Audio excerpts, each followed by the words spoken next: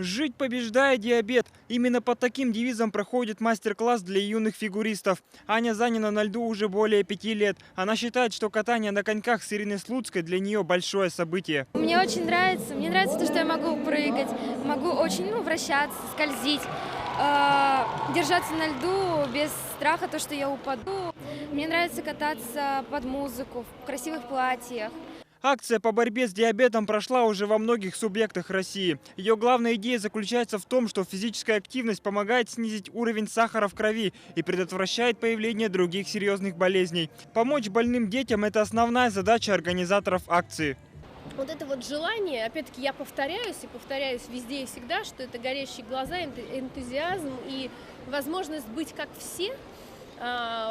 Когда ребенок из социума не исключен, это очень важно. И важно, мне кажется, даже не столько для ребенка, да, сколько для родителей. Также Ирина Слуцкая предложила рассмотреть возможность создания специализированной группы для больных диабетом. Базой для этого может стать клуб любителей скандинавской ходьбы. После этого мероприятия республика должна сделать выводы, анализы и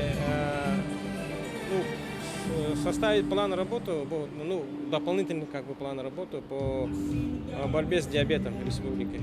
Сегодня во всем мире отмечается стремительный рост заболеваемости сахарным диабетом. В России количество больных составляет более 4 миллионов. Акции, подобные этой, помогут сотням детей справиться с недугом. Выйти на лед под руководством олимпийской чемпионки сегодня смогли более 30 детей с диагнозом сахарный диабет. Для них это очень важно – встретиться с человеком, который также переборол тяжелую болезнь и добился определенных успехов в спорте. Евгений Заборовский, Лорен Федоров, Вести, Якутск.